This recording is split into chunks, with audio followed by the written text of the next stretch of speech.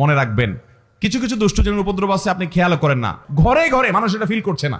বহু মানুষ হাহাকার করছে, আমরা রাকির নাম্বার দিয়ে রাকিদেরকে রেফার করে কুলাতে পারছি না, এই পরিমাণ মানুষ আক্রান্ত। বাচ্চা কাচ্চা অস্বাভাবিক দুষ্টামি করে, মানে সীমাহীন, মানে কোনো স্বাভাবিক কিছু না। বুঝবেন দুষ্ট জিনের ভয়ঙ্কর প্রভাব ওর উপরে পড়ছে। আমি বুকে হাত রেখে বলতে পারি, আপনি আল্লাহর কুদরত যদি দেখতে চান সরাসরি, দুষ্ট জিনের উপদ্রব আছে যে বাসায়, সে বাসায় আপনি সূরা বাকারার তেলাওয়াত চালু করে দেন। আমি প্রায় বিভিন্ন জায়গায় বলি। আজকে গাড়িতে আসতে আসতে মুফতি সাইফুল ইসলাম ভাই সহ আমরা আলোচনা করছিলাম। সাইফুল ইসলাম ভাইয়ের কাছে আমার সামনে একটা ফোন আসলো, উনি ধানমন্ডি তাকওয়া মসজিদের খতিব, ওখান থেকে বলে যে ধানমন্ডির মতো রিচ এলাকাতে, সব ধনীদের এলাকা, সারা দেশের বড় বড় পয়সাপাতি যাদের তারা থাকে, ব্যবসায়ীরা থাকে, মন্ত্রী মিনিস্টাররা থাকে, বলছে এই এলাকাতে, উনি যেহেতু ওখানকার বড় মসজিদের খতিব তাকওয়া মসজিদের, উনি বললেন যে ভাই এত পরিমাণ জিনে ধরা রুগী এবং ব্ল্যাক ম্যাজিক অর্থাৎ জাদুগ্রস্ত রুগীর খবর আসে বলার মতো না।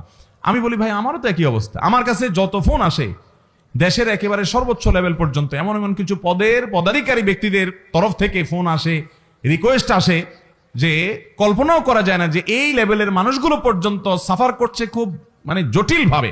ঘরে ঘরে দুষ্টজিনের উপদ্রব মানুষ লক্ষ্য করে না। মনে রাখবেন, কিছু কিছু দুষ্টজিনের উপদ্রব আছে, আপনি খেয়াল করেন না। যেমন কথার কথা, বাসায় বাচ্চা কাচ্চা অস্বাভাবিক দুষ্টামি করে, মানে সীমাহীন, মানে কোনো স্বাভাবিক কিছু না। বুঝবেন দুষ্টজিনের ভয়ঙ্কর প্রভাব ওর উপরে পড়ছে।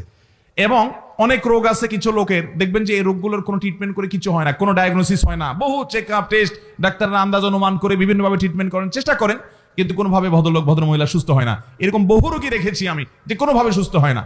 এগুলোর বেশিরভাগ ব্ল্যাক ম্যাজিক এবং দুষ্ট জিনের রোগী। ঘরে ঘরে আমাকে সাথে সাথে জিজ্ঞেস করলেন ওনারা, মুফতি সাইফুল ইসলাম ভাই এবং আমাদের তানভীর ভাই ওনারা আছে, ওনারা জিজ্ঞেস করলেন যে ভাই এটা কেন হয়।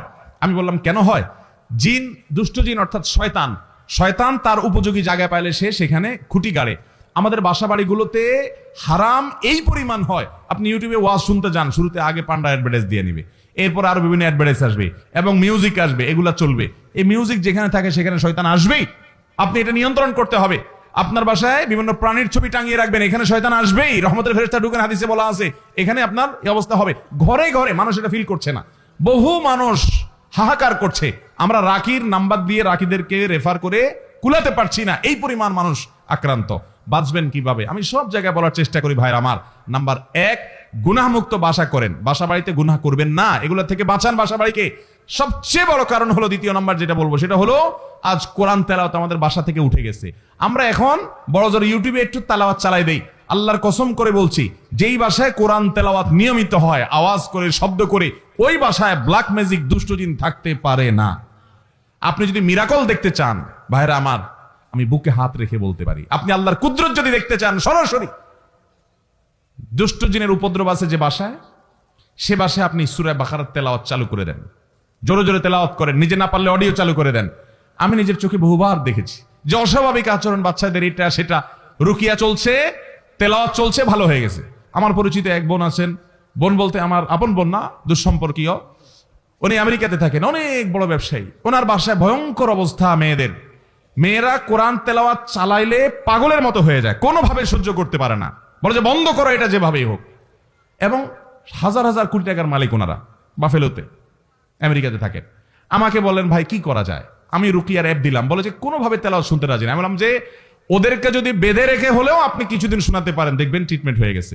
আমাকে গত সপ্তাহ না তার আগের সপ্তাহ যেন কয়েকদিন আগে আমাকে জানালেন যে ভাই আপনি না দেখলে বিশ্বাস করবেন না যে আমার মেয়েরা এখন এতটা স্বাভাবিক হয়ে গেছে যে কোরআন তেলাওয়াত শোনা ছাড়া এখন ওরা ঠিক থাকতে পারে না, কিন্তু প্রথম সহ্য করতে পারতো না।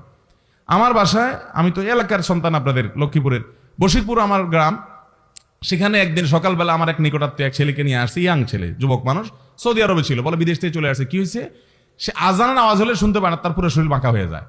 এবং সে বলে যে তখন তার শরীর এমন শক্ত হয়, টোকা দিলে মনে হয় যে বিষাক্ত সাপ দংশন করছে, পাথরের মতো হয়ে যায়। আমার চোখের সামনে দেখলাম জোহরের আজান শুরু হলো, সে আসছে অনেক আগে, বসতে বসতে 100 পর্যায়ে জোহরের আজান শুরু হলো, দেখলাম যে সে বাঁকা হয়ে যাচ্ছে এবং শক্ত হাট হয়ে যাচ্ছে। ভাইরা আমার, এগুলো কিছু হয়তো খুব দৃশ্যমান বোঝা যায়, আর ম্যাক্সিমাম ঘরে ঘরে বোঝার উপায় নাই। এটার মূল ট্রিটমেন্ট হলো কোরআনে কারিমের তেলাওয়াত। আজ মুসলমানের ঘরে কোরআন তেলাওয়াত, মুসলমানের যুবকরা আজ গান শুনে, আজ ঘরে ঘরে মহিলাদের মোবাইলে হারাম জিনিস দেখে, পর্ন ভিডিও এত পরিমাণ দেখে যুবকরা। এমন একজন যুবক পাওয়া হাজার হাজার যুবকের মধ্যে কঠিন হয়ে গেছে, যে যুবক বুকে হাত দিয়ে দাঁড়িয়ে বলতে পারবে এই 2 চোখ জীবনে কোনোদিন কোনো নোংরা ভিডিও দেখে নাই, আলহামদুলিল্লাহ। এরকম যুবক পাওয়া যায় না ভাইরা। চ্যালেঞ্জের ব্যাপার, জীবন ধ্বংস হয়ে যাচ্ছে, সব জাহান্নামের দিকে দৌড়াচ্ছে, আপনাকে বিকল্প পথে যেতে হবে।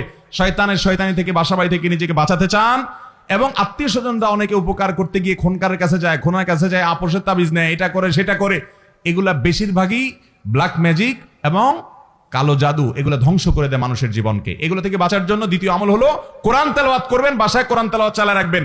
নাম্বার 3, আপনাকে তৃতীয় যে আমল করতে হবে, আমি সব সময় বলি, বাসায় ঢুকতে বিসমিল্লাহ বলে ঢুকবেন, বাইরে যেতে বিসমিল্লাহ বলে। বিসমিল্লাহ বলা ছাড়া বাচ্চাদেরকেও ঢুকতে দিবেন না, কাজের লোককেও ঢুকতে দিবেন না। ঢুকলে আবার বাইর হওয়া, বিসমিল্লাহ পড়ে আবার বিসমিল্লাহ পড়ে ঢুকো। হাদিসে আসছে কেউ বাসায় পড়তে বিসমিল্লাহ পড়ে ঢুকলে তার সাথে শয়তান ঢুকতে পারে না, প্রত্যেকের সাথে শয়তান থাকে, ওইটা ঢুকতে পারে না। আর যদি বিসমিল্লাহ ছাড়া ঢুকে, তাহলে শয়তানের সাথে সাথে ঢুকে পড়ে। খাওয়ার সময় বিসমিল্লাহ, সব কাজে বিসমিল্লাহ পড়বেন। এভাবে আরো বিভিন্ন আমলের মাধ্যমে এই উপদ্রব থেকে বাঁচবেন। ব্ল্যাক ম্যাজিক থেকে বাঁচার জন্য সৌদি আরবের সাবেক গ্র্যান্ড মুফতি শেখ আব্দুল আজিজ বিন আব্দুল্লাহ বিন বাজ রাহিমাহুল্লাহ একটা চমৎকার আমল দিয়েছেন, সারা পৃথিবীতে রাখীদের কাছে জনপ্রিয় আমল। কিছু পানির মধ্যে কিছু বড়ই পাতা, নির্দিষ্ট কিছু সূরা পড়ে, এটা লম্বা প্রসেস আছে, এটা দিয়ে গোসল করলে নিয়মিত ব্ল্যাক ম্যাজিকের প্রভাব কেটে যায়।